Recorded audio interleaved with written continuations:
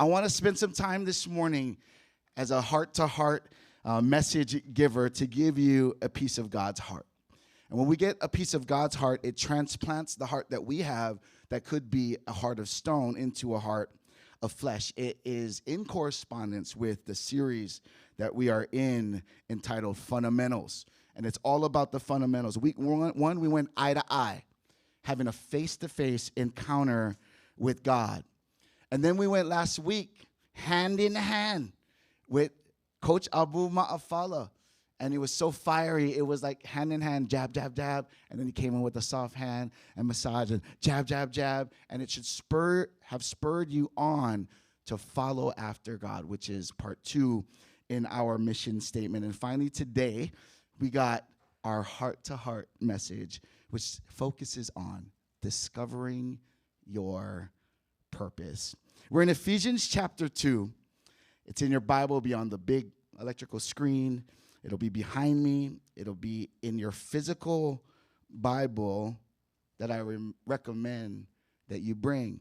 And I recommended this to Ray a long time ago when we first started dating, that you grab a pen and you start to star chapters that you read, and then there's little margins on the side.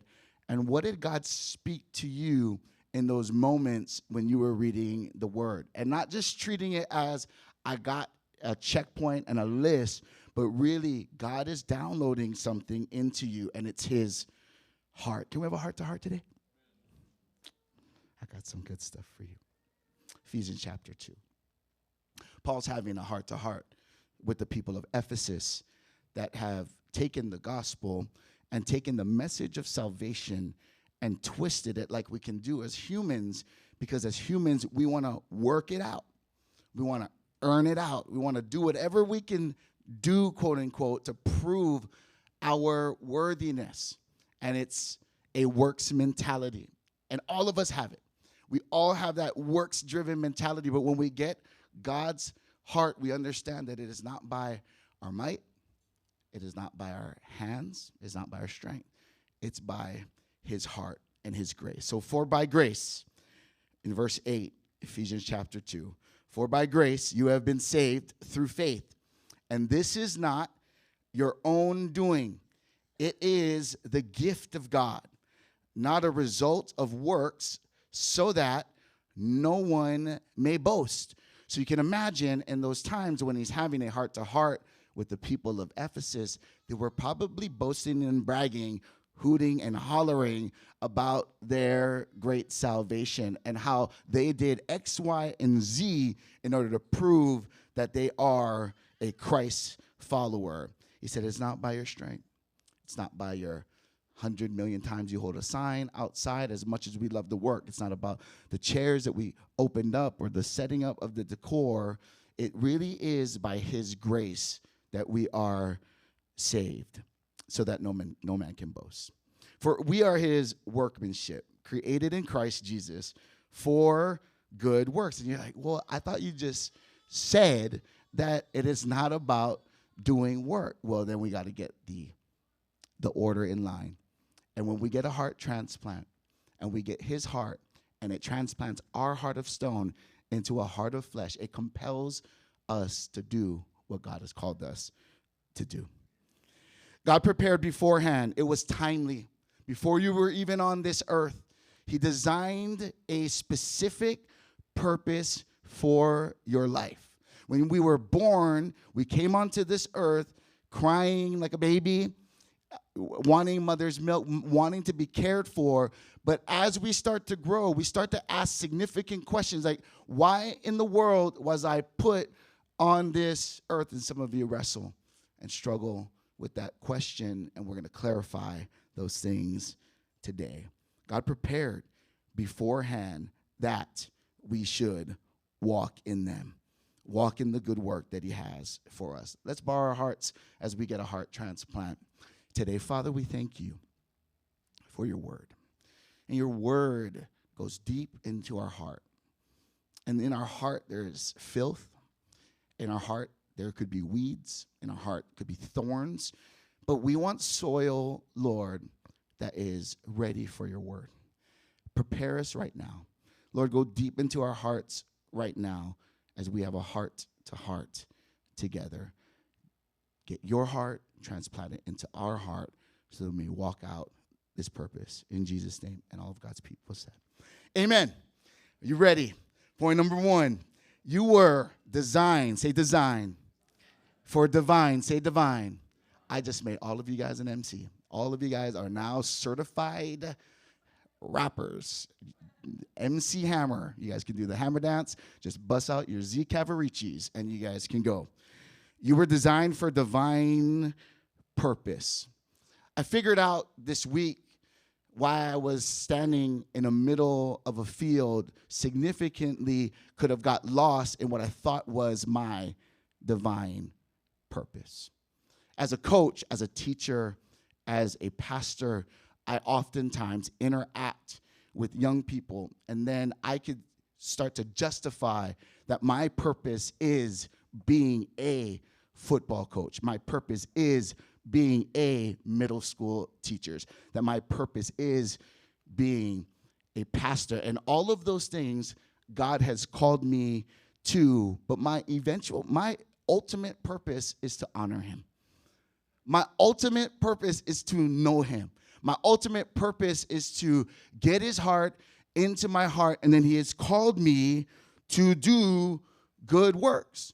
And I'm in the middle of doing good work. And anytime I'm called to do something, I'm telling you, I'm going to throw my 100% into accomplishing those tasks. And what I found out kind of later in life, as I hit my late 30s into 40s, is that though I'm called to do these good works and give my 100%, I can't let those things consume me 100%. Yeah, I need you to hear me today. I can get really, really into something and then justify it as, well, I'm just doing the work of God, and he must be smiling down on me because I'm fully into what he's called me to do. But you know, because you guys have passions and you walk in things that God has called you to do, even something that God called you to do can consume you, can be a monster in your life. And I'm here to let you know I had those tests this past week, standing in the middle of a football field with 100 kids trying out for our football team, just wondering and waiting if they are going to make it. My mind and my focus is on their safety and in their development. And then my phone is blowing up because I'm getting prayer requests after prayer requests to stand with my brother and with my sister for their baby has been rushed to the hospital. And I'm like, okay, this is serious. But I got 100 kids here, and they want Coach Wade to coach them because they're 14 and 15, and they're not all about serving the next person. They want that. It's about them, okay? And I'm pouring out all I can. At the end of practice, because this is kind of when the text messages were coming, I pulled in every single kid, and I put them in the middle of the field. I grabbed every single coach that was strategizing for the next practice. I said, stop your conversation and get to this huddle. Every manager that we had, and I was even looking for the team moms, but they were busy talking to parents that were crazy West Side moms. So pray for them. And I kneel them down, and I lay out the simple thing. I said, I know you guys are tired and exhausted, and you want to leave, but if you can just muster just one simple thing, I need you to stand with me in prayer for baby Iosu that's battling right now to breathe. You should have seen their faces. It was like they were ready to run through a brick wall to help that baby. Coaches I'm talking this. I just said the words. They're like, what can we do? Now, our human hands can't do anything in those situations. Where I'm Mr. Fix-It. I almost ran on that stage and ripped that strobe off of the ceiling to take it away. But there's times that we, in our human strength, cannot do what only God can do. So I kneeled them down. They were focused and centered, and we were praying and believing for breakthrough. And it didn't stop there. It went through our small groups. It went through our leadership team, on all of our congregations. In a click of a button, we were standing in our divine purpose. We all had stuff to do that we were called to do, but I'm not just there to do. I'm there to be of service to our King in heaven. And if my heart was focused on what I wanted it to do, I would have missed the moment. I would have missed a moment to show how valuable it is for these young warriors, as much as they're passionate about playing the game of football that is greater than football. And I'm sorry for the spit. God bless you. You just been water baptized, and the Holy Spirit is coming. You'll get a 2-for-1 special. I needed to teach them that life is more than your touchdown, than your tackle, than your takeaway. That at the end of the day, we stand together as warriors for him. Warriors for him. And it was a great moment to stand. But I don't get that, because I've missed those opportunities 100 times before, because I get caught up in doing what I'm supposed to, quote unquote, do, because what I was called to do was consuming me. When you get a heart transplant and you have heart-to-heart moments with God, your heart changes. And that's why when we get to a passage like, delight yourself in the Lord, and he will give you the desires of your heart. So when we're delighting in him, we had a heart that was full of desires and filth and all types of fleshly desires. But when we delight in him, like I delight in a nice Krispy Kreme glazed donut, and I devour every calorie and enjoy it, and then I should only have one, but then there's a box, right? And I was after the free one they give you in line. When I delight myself in him and I spend time getting his heart, he downloads his desires in my heart so that I'm open to what he is doing, especially when I'm caught up in a task. Am I speaking to anyone today that may be doing good things, but maybe God is going to open up some eyes? And maybe God can say, maybe in this season that you're at, it's good, but are you fully doing what I called you to do in those moments? Are you really bringing the light into the shadows like we sang today? Are you really helping people walk mountains and obstacles? Are you leading them closer and closer to me? Because ultimately, you can have a quote-unquote purpose and still miss the mark. Because you get caught up in the doing instead of leading people closer and closer to him. I know many of you want to be an entrepreneur, boss person. I know, and then we're going to say, well, I'm going to do this in the name of Jesus and tag on Jesus, but do everything in our power to do what we want to do and say, God, you bless it. Instead, I challenge you. Let's get his heart.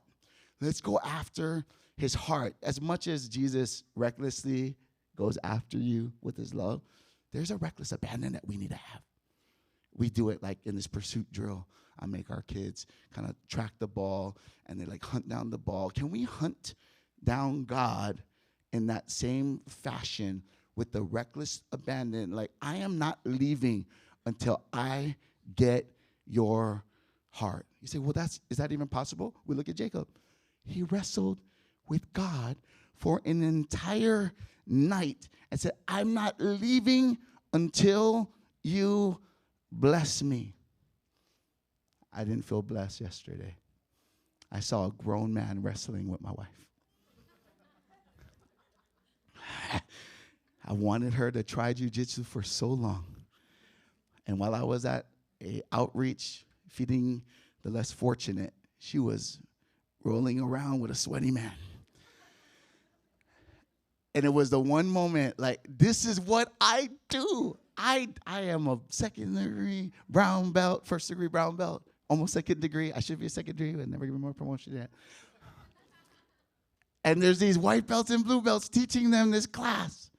Things that I've been trying to teach her all this time, but she said, I just don't like the touching thing. I just don't like the sweating thing. And I'm watching her do all those wrestling motions. Jacob did that in the Bible. He's just like, I'm going to wrestle you, God.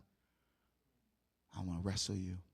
You're not going anywhere until I get your heart. Now you say, well, no, it's until I get blessed. No, I need to know why I'm here. I need to know what you want me to do for the day. And some of you guys get caught up into, like, no. I know what I'm supposed to do. I just do this. What did he want for you today? Today, he wants to put something into your heart. You were designed for divine purpose. That was the first thing that happened in the middle of the field. We prayed. And I'm just encouraged by the breakthroughs that are happening. The second one, in the same spot, I'm doing drill after drill for you guys. I hate football. I will do a ballet message one time. That is not today. A coach came down, and he coaches multiple things to keep it discreet because it's not too public. I know he came to me, that he normally comes to me and just says, well, I need to have all of these things because he has an agenda. And I say, okay, let me give you these players to work on certain X, Y, and Z drill. And he approaches me, and if I wasn't ready, and I'm so glad that at that moment that I had some time with God to keep my heart sensitive and patient, because I'm impatient, especially when it's hot, and I'm trying to get these kids prepared. And he didn't come to talk about football. He came to the middle of the field to say on Monday he lost his wife. And it broke my heart. And I literally just stunned. And I grabbed him, and he's not the type to share feelings. And he just needed to distract himself to be on the football field and to say he wants to talk about football. And all he wanted was some time to process. All he wanted was some time to share. You know what I was thinking before he came? I was like, okay, what can I do in my mind to excuse him because I'm busy? Excuse him because I don't have time right now. I'm so glad that I took a precious pause to listen because he was grieving and still is and just needed to vomit on someone that he trusted. In the middle of a football field, I know that I was called to do a specific task, but I know my assignment. I know why I'm there. I know why God called me there. It is really just a fraction of the time that I'm spent to develop these kids. It's to be aware of their heart conditions, spiritual conditions. That's why we are called to where we are called to be at. If you don't work and Walmart is your place of business every day, you make a difference in Walmart. You walk on those everywhere you walk, you're there to change the atmosphere. You're there to change and bring God's love and light. We can get caught up in our own purpose and our own task. And we're asking God, what is my purpose? Like, why am I here? Know him. Follow him. And in the process of doing that, he is going to transplant his heart into your heart. Amen. We need to dedicate time to walk in your purpose, which God prepared beforehand, and this is from Ephesians. Check. That we should walk in them. I was attacked 2 weeks ago by gout. I had a gout attack. And I apologize because I had a stigma about gout. I thought only certain genres of Polynesian people, being half Hawaiian, I'm Polynesian, but I thought certain regions of Polynesia deal with gout. Not me. I even talked to my dad, who's 75% Hawaiian, 25% Chinese. I said, Pops, have you ever dealt with gout? And he laughed at me. Because he had the same stigma. Oh, no, those are just for the other polys. I never say who. There's tons of islands in Polynesia. And if you've ever battled with gout, imagine a hammer on your toe joint, your big toe, and it's just constantly like pounding every time you breathe. Every time you walk, it signaled there's pain. There's like a whole lot of pain. And it was going to sideline me. And I had a lot of stuff to do. So I did what any person, I loaded up on the Advil. I loaded up on prayers. And I iced as much as I could ice. But amidst the pain, I still walked it out. I never missed one practice. I would have missed a whole tons of moments with the players, with the coaches, because of the thing that was going to sideline me. And I never would ever allow you to do so, but that was my calling. I needed to walk it out, walk my gout toe out. Jesus took his disciples and walked them without gout to an area where they needed healing. 5,000 of them needed healing and prayers. But Jesus was dealing with pain. Beyond a gout toe, he was dealing with the loss of a loved one. His cousin, who he grew up with, John the Baptist, was his same age. Remember the story there, Mary and Elizabeth were Kapolei at the same time, so they were around the same age, and if they're relatives, they usually grow up together, and if you have cousins, the good ones, those ones are usually like best friends. They're usually like the ones that are closer than your actual siblings because you don't have to share toys and all that stuff. Anyways, he gets news that probably his favorite cousin, more like a brother, doesn't get just killed, but gets murdered. And then they use that murder for sport. They put his head on a platter, and then they made fun of his cousin. So imagine the actual pain that he had to go through hearing that. Now, Jesus is fully God, but was fully man at that moment and had to deal with the raw emotions of losing someone so close. And I'm telling you, it was justified if he wanted to sit on the sideline and not walk out what he was called to do. He saw people that were begging and pleading and wanting and nagging and complaining and murmuring, and instead of pushing them away to deal with his pain, he walked out his purpose. He brings him in, and then he uses this moment. I've never seen it this way, because Ray's like, I just talked about it in one of my exhortations at the end, and I found a different angle that I've never seen before. He uses this moment to teach his disciples a lesson.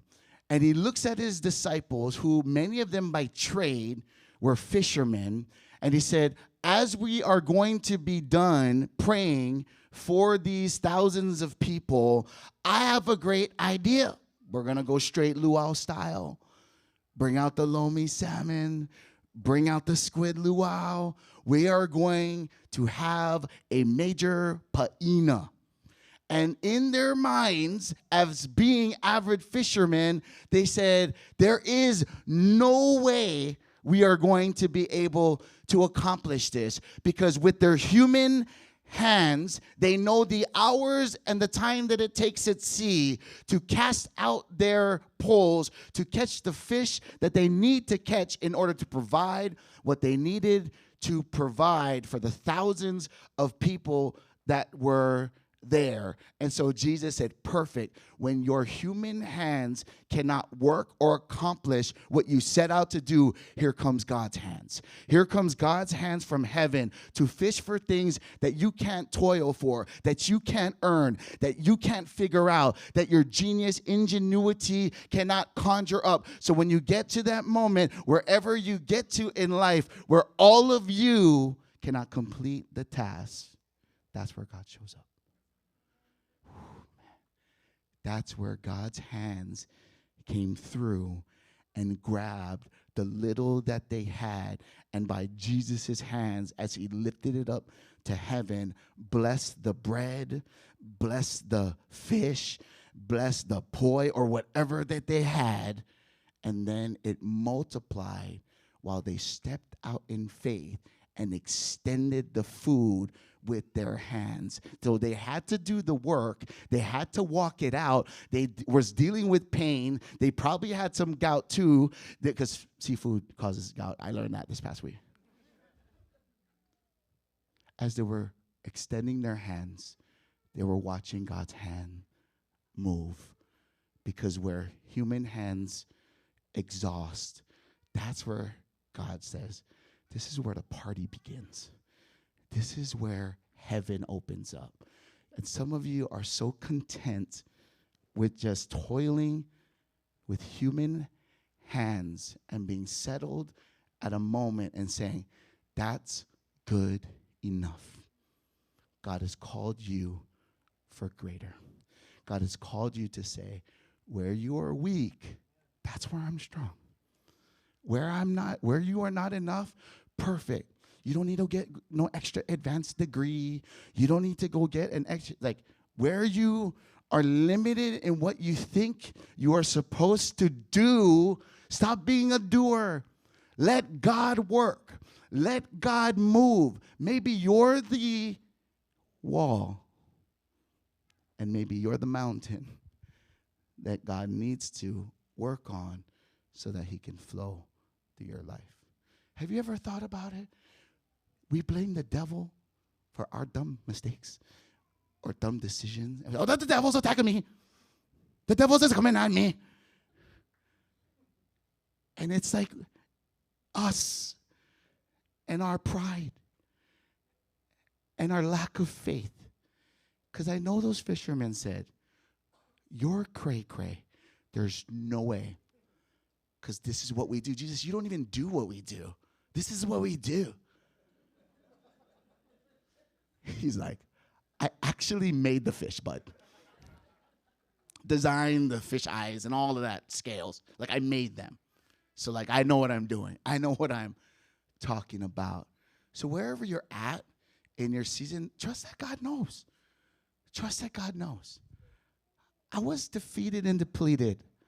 And after practice, literally, I needed an ice bath because I was going through pain. But instead, I grabbed my kids, and I said, we're going to go to Red Hill. And I leaned on Zio. I'm walking out the car. It's we're going to Kaiser Permanente. I'm like this. I still feel it right now. And I'm telling you, there was a guard with a gun. And I was like, I don't care, guard the guns. And I walk right, I say, hey, guy. And so I moonwalked back with my gout foot. And I said, okay, can I not come in now? I said, no, visitation's at 6. And only a doctor and immediate family can go, because I'm used to pre-COVID protocols. I'm there in the room. I'm laying hands. I'm touching. And I'm praying over. And I said, okay, I'm going to respect. And I sat down on the cement, and there were other family members, and I got son on the left, son on the right, and I said, I know that you guys want to go home, eat, play video games, and do whatever. Right now, you're going to learn what life is about. Right now, you're going to stretch forth your hands, and you're not going to care what they think about you. You're not going to care what someone says about you, because we look weird praying for the baby. We're going to work. We're going to extend our hands, and we're going to watch God move. I could have went by myself. I took those two little ones, and they're not going to register at their age. Down the road, they will. Down the road, they're going to know what dad was about. So dad was more about just doing the crazy coaching football thing. I said, this is what it's about right here. You need to it's outside of yourself. Stretch forth your hands and watch the hand of God move. And we weren't even there that long. And they felt like it was an hour. But I know something changed in their heart. They got a heart transplant because they walked out and did something that God called them to do. And that's how it works. It might not be the pretty picture that you intended in your 20s. I know by the time I'm 30, this is what my life is going to be like. And then we get angry at him because it wouldn't pan out how we directed. But here, let me leave you with this last one. Maybe God may be redirecting your course. Maybe God is redirecting your steps. When the Lord takes pleasure in anyone's ways, he causes their enemies to make peace with them. Better a little with righteousness than much gain with injustice. In their hearts, humans plan their course, but the Lord establishes their steps. You might be in a spot right now, like, I thought I was supposed to be doing this. I would love for you to be open to the fact that God might be taking your GPS system, the God positioning system, and redirecting a route. You know what Siri does when you're supposed to get to the Blaisdell, you don't know how to get to the Blaisdell, and so you plot the course, and it's 15 minutes from wherever you're at, but then Siri knows that ahead there is an accident, so it redirects your course so you get to your intended destination, because the road that you thought you were supposed to go down on South King or Baratania or wherever it takes you to get there, and God redirects you. Are you open to the moment when you were so bent on going here and God adjusts and redirects your steps? Man can plan the course. I saw jokes, and it said God laughs. No, God can redirect your steps. When Jesus went to get the average fishermen to follow him, he went to their place of work. He went to their place that they knew. They were plotted out fishermen, so they were going to be at the beach, they were going to be at the waters, and they were going to be fishermen.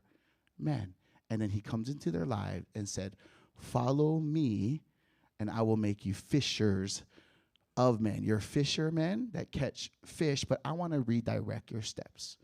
I want to redirect your course. And he took 12, assembled them together.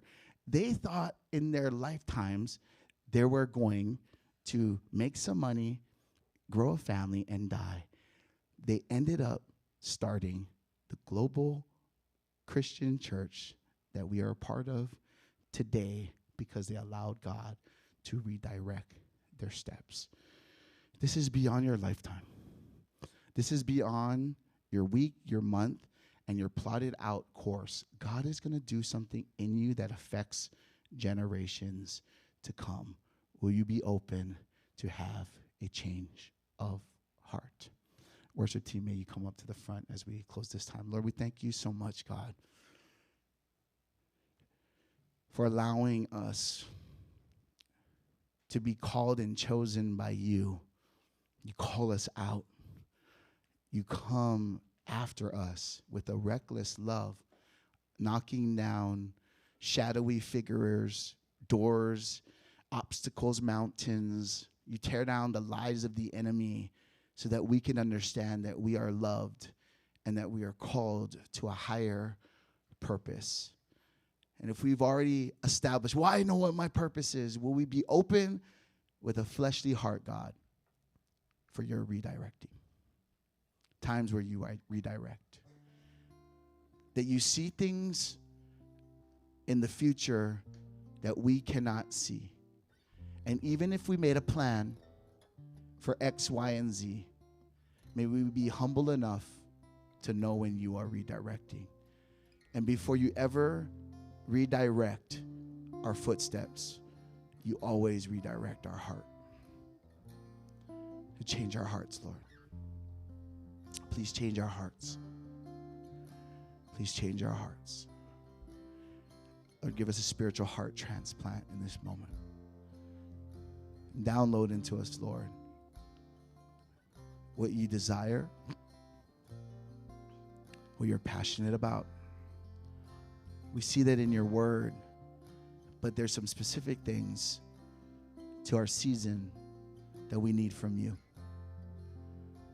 Help us have eyes to see and ears to hear how you are moving and how you're redirecting so that we may be in your will and walk in your ways. In Jesus' precious name. And all of God's people said, amen. May you rise up to your feet. Let's close with this song together about God's reckless love. Father, we thank you that your love comes after us. And we know that there are hearts in here today that just don't wrestle with you or don't interact with you on any level. And if that's the case, I want to give you an opportunity to start. And it's as easy as having a conversation with someone that is a loved one with you or a friend. He wants to start that conversation with you, and it's a relationship. And I never take this lightly. There might be just one. And just like this song, Jesus left the 99 to go after the one. And if you're ready to start a relationship with him, it really begins, the Bible talks about inviting him in to your life as Lord and as Savior.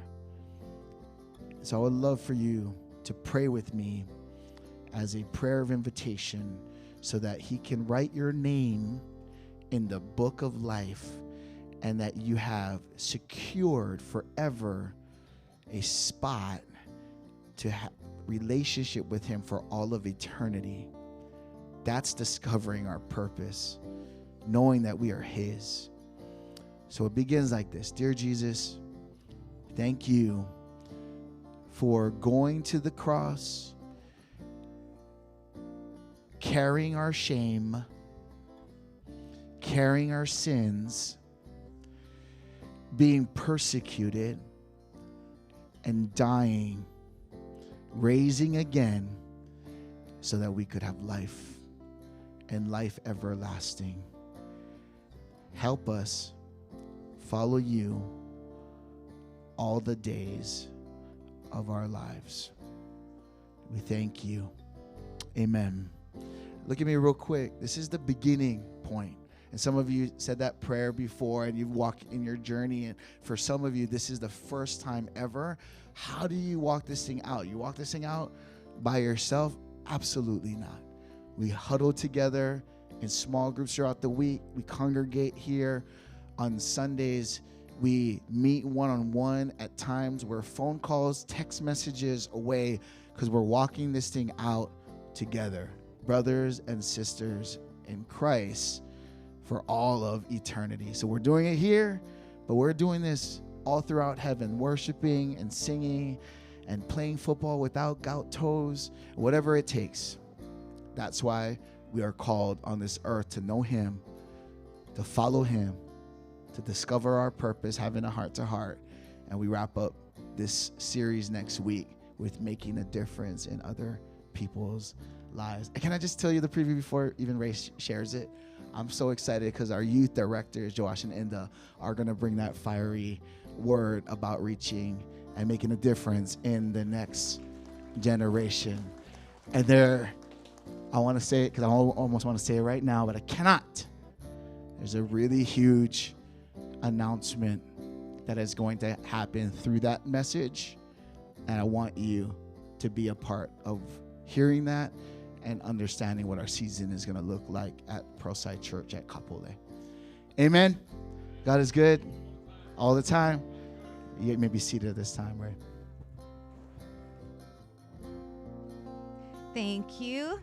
If you are still wrestling with what's your purpose, I have 2 practical next steps for you. Number 1, you can jump into our growth track class with Uncle Al. Uncle Al, raise your hand.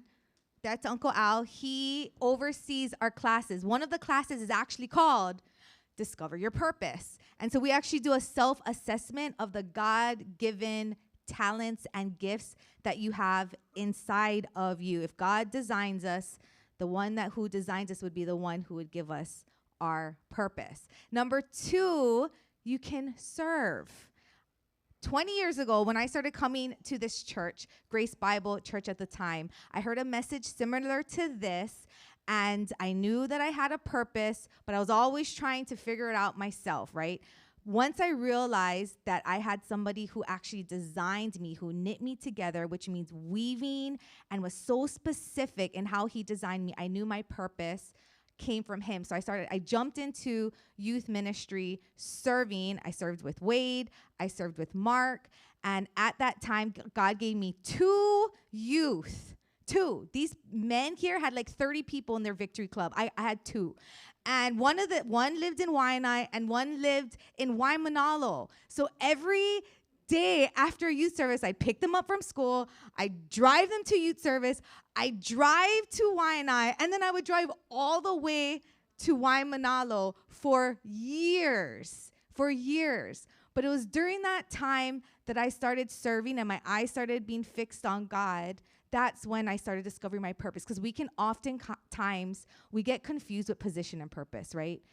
That's my purpose, that position, but that's not purpose. Position and purpose are 2 separate things. So join our Grow Track class and start serving. Serve in our church, serve in our community, serve your workers, serve your employment, serve in whatever way you can, and you're going to see God start moving. I am a testament, and God worked a lot in my heart during those hours of driving. That's how much probably my character needed to. That's a side note. That's a character thing in me, and I'm not ashamed to say it. All right, okay. Next, before I share my announcement, I'm just going to receive our tithes and offerings at this time. Ushers, you can get ready. You know, just to go on with Wade's stories, he talked about Jesus feeding the 5,000. Right before, God lifted the fish and the bread to heaven and Jesus lifted it up and thanked God. The disciples told Jesus, no, we're not going to feed them. Send them away. It's not going to be us. And oftentimes that's our heart. And that's where God asks us to trust him, because with what they had, they felt like they didn't have enough. But with God, they had more than enough. So much more that there was leftovers for people, especially the disciples, to take home. So just want you to take that into your heart. And if you could just bow your hearts with me as we pray for our tithes. Lord, we thank you. God, we thank you for this message, that it applies to all areas in our life, even in the area of giving. And Lord, I just pray for some of us, Lord, who feel like during this time that we don't have enough. We're watching the news, we're seeing all the things happen, and the words inflation comes up, and there's fear, God. But we know with you, Lord, all things are possible, God, and that you are our provider. So, God, we steward what we have, Lord. We give it to you, God. We ask that you bless it, you use it to advance your kingdom. In Jesus' name. And everybody said, amen, amen. Next week, Sunday, we have some exciting news for our kids' church. We are going to be doing water play at our 9 a.m. service. Chris, I feel like I want to say there's like water, is there like a water slide or something? Water balloons. Vanessa, get up here. What are we going to have at kids' church? Water balloons. We're going to be doing, this is Vanessa. She's our kids' church director. And I'm bringing her up because we also need more of you guys to help in kids' church. So remember I said you want to know your purpose? You want to have God work that stuff in? Go to kids' church. You feel like there's an area in your heart where God needs to adjust? Go to kids' church. All right, Vanessa. Just share this. Next week, Sunday, we are going to have water play day. This is the end of summer, going right into the new school year. So we want our kids to have fun. We also want them to exercise their outreach muscle. We want them to invite their friends, invite their family. So this is the perfect opportunity for them to do so. They're going to have sweet treats. They're going to have snacks. And they're probably going to get beamed by some dads. So that's the excitement, that they are excited. They want this. They asked for it. And so we're going to provide that for them. So please bring them towels, not a change of clothes, because that will be on parents. So, it's going to be really exciting for them. As far as serving, yes, we are growing. We have such a big group of kids. And we have at least like 20 elementary and a good like 15 to 19 little ones. So we're always in need of servants, people that love to teach, people that just want to care for the little guys. We love them. We want them. We want you guys to be a part of their lives. They love the aunties and they love the uncles. They love uncles. So if you are interested in serving, we have our check-in desk in front, or you can talk to me. Thanks, guys. And if you don't really not like kids. You know what I'm saying? You can do check-in. We have Safety Buddy. There's other areas that you can serve without being directly in the classroom. Pastor Wade. Let's all stand up to our feet. All right. I'm so encouraged by you. Share that heart to heart with other people. Whatever you receive today, don't keep it for yourself. Let's give that away to someone that we interact with. It might be at the grocery store. It might be an interaction you have at a family gathering. But whatever was downloaded into you, it'd be sad for you to keep it for yourself. Let's give that away. May the blessing and his purpose flow in and through you. Walk in it throughout the day. God bless. Aloha, ahui ho. Amen. And on the count of 3, let's give God a great round of applause. 1, 2, 3. So good. God bless you guys. Take care. Aloha.